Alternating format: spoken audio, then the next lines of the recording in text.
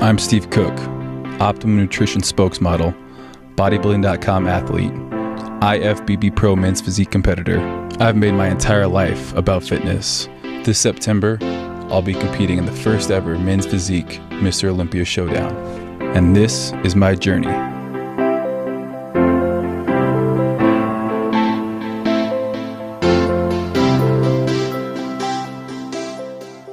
Surreal being back in my old stomping grounds. These were where it all started off for me. I lived just down the street growing up, so my parents still just live down the street. I grew up playing sports. I grew up standing here on fields like this, doing what I love to do. The physique contests were just an extension of that. It was my way of keeping the passion and drive for sports alive. But people always ask me when I started lifting, and I say, or they ask me when I started bodybuilding. And I always tell people, you know, I never really lifted for bodybuilding. I lifted for sports. This is where I spent the majority of my high school time. If I would have put as much time in my classrooms as I had in here, I'd have been a straight A student. One thing about Steve that I always remember is he was a competitor. He gave it his all every time he played in football, basketball. It was just incredible how competitive he is. When he came in as a freshman, what's there to say about Steven? He always loved being in the weight room. I'm sure ever since birth he was interested in doing something in the way of weight training, weightlifting, and so he was always in the weight room. Senior year, I ended up doing 370 on the bench. I cleaned about 310. As a senior, he was on our state championship team, last state championship team we had in 2003. He never let kids let down. That's one of the reasons that team was so successful, was because of guys like Steve, who just wouldn't let kids quit. Just a great competitor and a great leader for us. His senior year of basketball, you know, most guys are going upstairs and shooting around. Well, Steve would go in the weight room, get a good lift in, and then he would come out for a shoot around before games, all hot and sweaty and, you know, pretty yoked up. And just the way that he carried himself, how hard he would work. Nobody matched his work ethic. You know, it doesn't surprise me that he's had the success in bodybuilding that he's had, because weightlifting has always been his passion. When Steve went in the game, you knew he went in to do his job, and there were a few games that he went in and we were behind, and you know, he knew his job wasn't to go in and score. His job was to go in and play defense and get kids motivated to get back into the game. And occasionally, you know, I mean, when he got the shot, he'd take the shot and make it most of the time. I'm sure that's why he's as successful as he is today. And it started a long, long time ago. You don't need a lot of fancy equipment. That's what you had. Those body weight exercises, those free weights, compound movements, that's what gives you a good base. I was very strong from the get-go because my dad had me doing all these body weight exercises. So, you know, one of the things I like telling people, the best thing you can do for your kids or for yourself if you're wanting to get strong, if you're a kid out there in high school, you know, you wanted to be that big man on campus, the best thing you can do is start with body weight exercises. Start with those push-ups. Start with those sit-ups. There's lots of sprints done on this field. My senior year was all-state running back, player of the year. Living those old glory days, 24 touchdowns, about 1,800 yards, so it's good to be back here.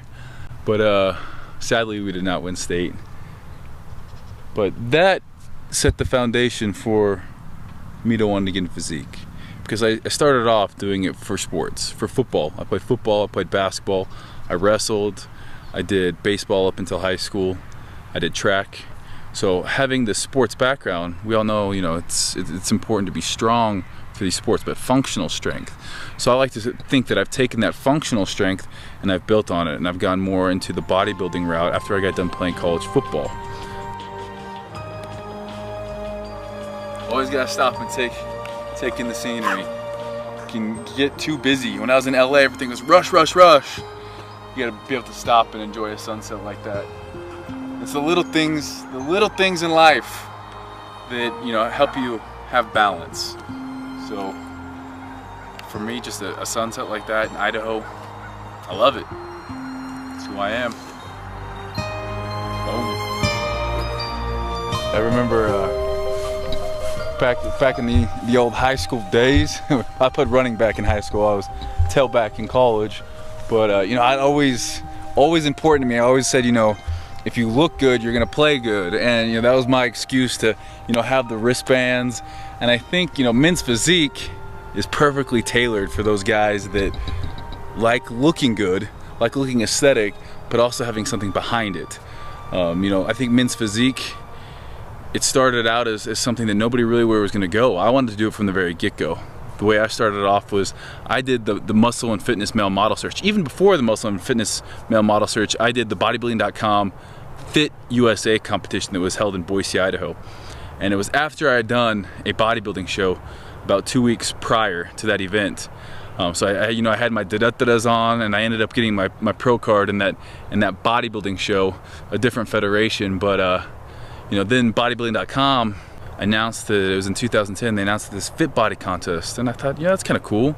You know, we wore board shorts though, so it was a fitness model contest. After that, there was the muscle and fitness male model search. At that male model search, about 200 guys that were in the entry for that. I went into it with my same exact board shorts on, pink and black, and I did the same thing. I practiced posing, practiced doing my bodybuilding poses, you know, weeks leading up to that show, dieted hard for it, and I came in looking lean but not real dry. And I just remember hitting those same type poses, standing like a classic bodybuilder to me, like a Frank Zane, like somebody with a classic physique from the 60s or 50s even. And after the first day, I made it to the top 5. We had to wait to figure out who won it the day after that, but I just couldn't believe, you know, I had a feeling. I just had a feeling. I feel like I visualized, just like I did when I would visualize scoring touchdowns on this field before a football game. I would visualize myself playing in that. I took that same thing and I visualized winning on that muscle and fitness male model stage, and I did.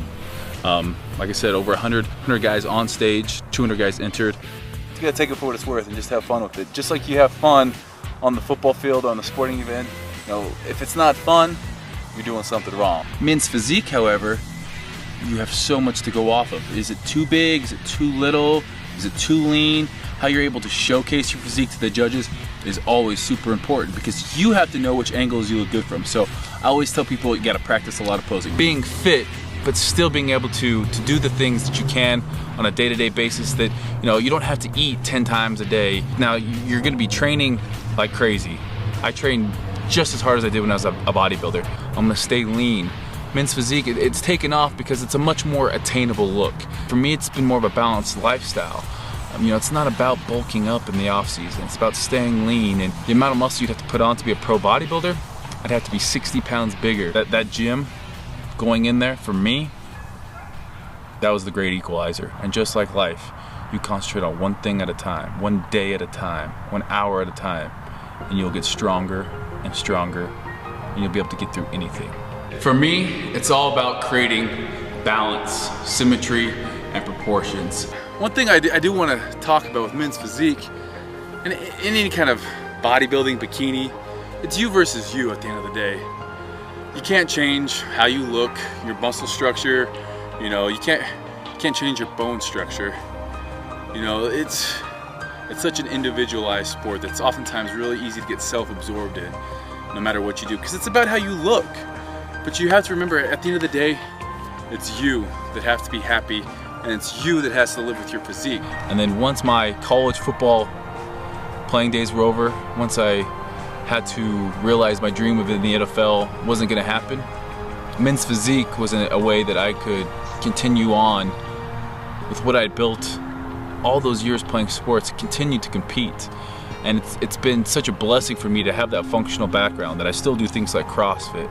I do bodybuilding stuff, then I also do play sports. And then I get on stage and I travel around the world with Optimum Nutrition, all because of this new men's physique category that's been created. So I definitely feel blessed that we're having this Olympia, and it's so many great competitors out there. There's gonna be 16 of we're all a little bit different in our physiques, obviously, but there are 16 great physiques out there. I feel good about the fact, I feel great about the fact that I've been able to be a part of what Stephen has accomplished. And that's the other thing. Everybody knows who Steve Cook is. And everybody wants to break Steve Cook's record in here, whatever it may be. And, again, that's a standard that he set. And everybody else is looking to do a little bit better than, it is Steve Cook after all. We're down here right now. We're 4 weeks out. We're coming to you because we're going to get hydrostatic tested today. Talking about, goals. My goal is to step on stage 3.5%, 4%. You can't, know where you're going unless you know where you're at right now. So the reason I do this is so I can gauge exactly how much I need to lose. And okay, 207.2. Beautiful. Not bad. Try to step on stage right around 204 on stage, get down to like 202. So I got 4 weeks to drop about 4 pounds.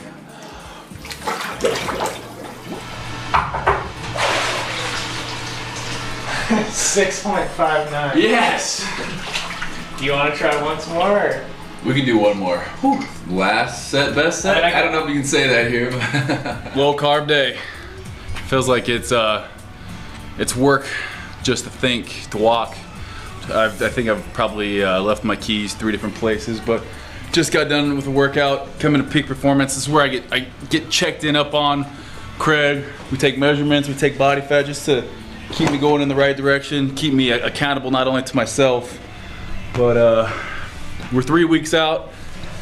3 weeks out today, pretty much actually from tomorrow, so super flat.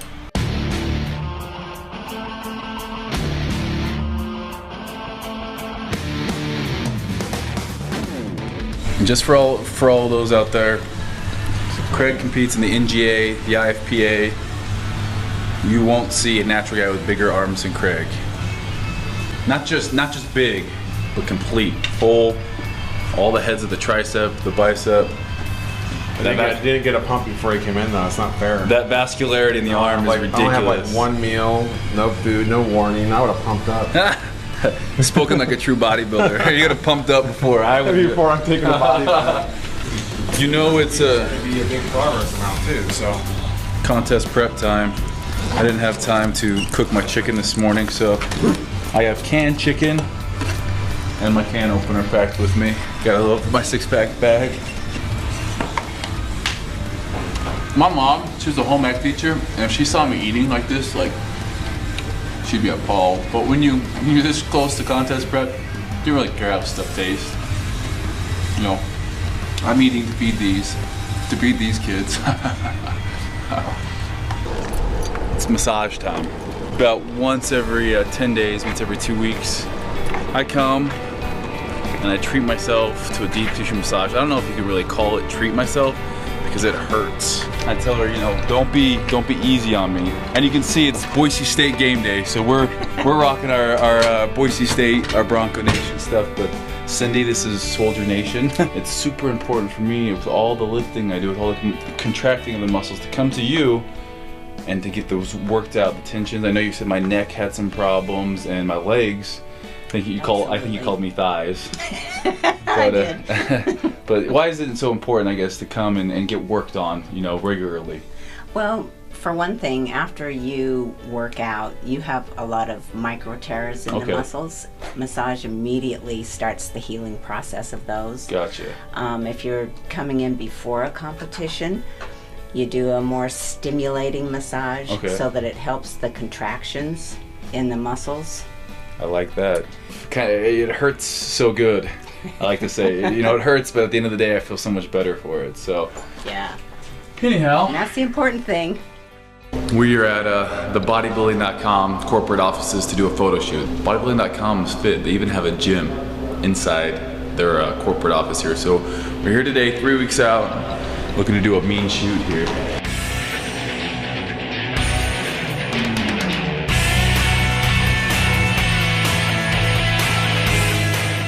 We're just filming for the Olympia, no big deal. That's fine. Don't get me.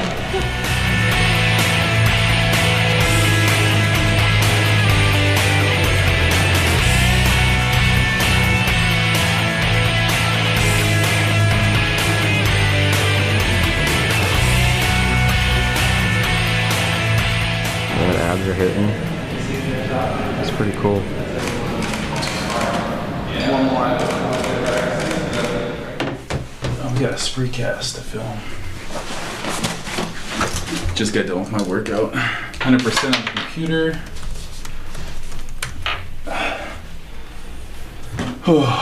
And never ceases to stop. We're 2.5 weeks out, less than 2.5 weeks out from the Olympia. All right, we're good to go. It's been a while, at least 2 weeks, since I have answered some questions. Like I said, I just got done with my workout, so I'm gonna mix a little pre-workout, post-workout shake.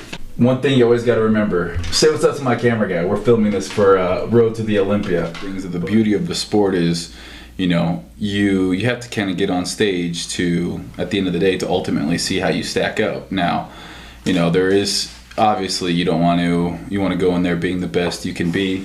Look at this, my camera guy behind me is eating I am starving and he's eating a sandwich. Again, you know, it's not about anyone else. They all look great, each one of them. You know, there's a point where you can get too big for men's physique. You know, really at the end of the day, it's not even about how big or how ripped anyone else is. It's just about me knowing that I've done everything I can, and you know, the minute I start, and I do it, the minute I start worrying about this person or that person, you start, you know, questioning, and that's not what the sport's all about. It's not what being healthy is about. Fitness is something where everyone wins. Obviously, it's a competition. Someone's gonna have to win.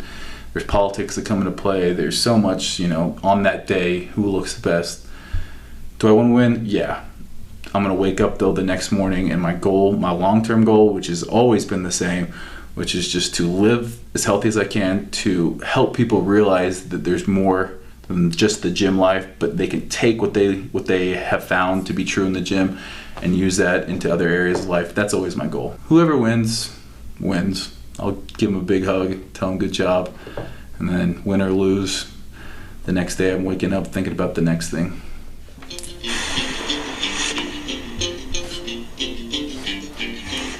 I like to go through and just try to comment back on some of these videos. Chad Willis, Dr.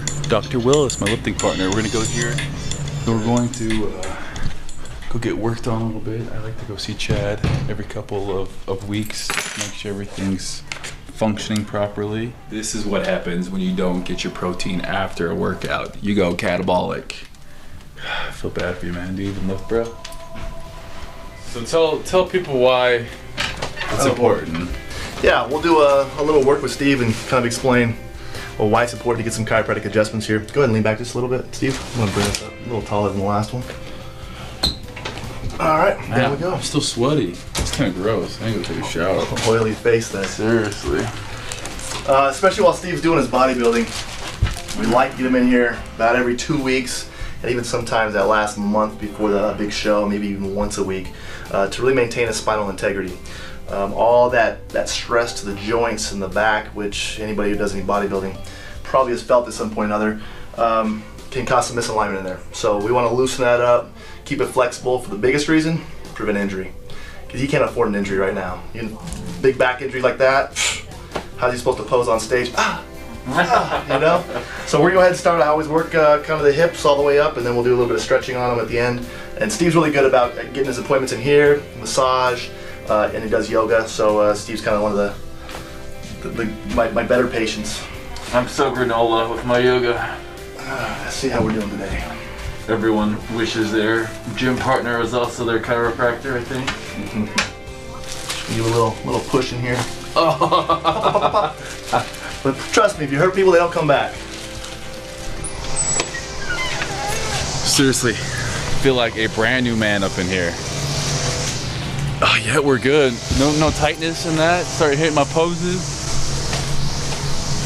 But we had round 1 in the books in the gym today with Chad. It was a chest and back superset. Tonight we're gonna go back, do some abs, some cardio, hitting everything twice right now. Posing is key.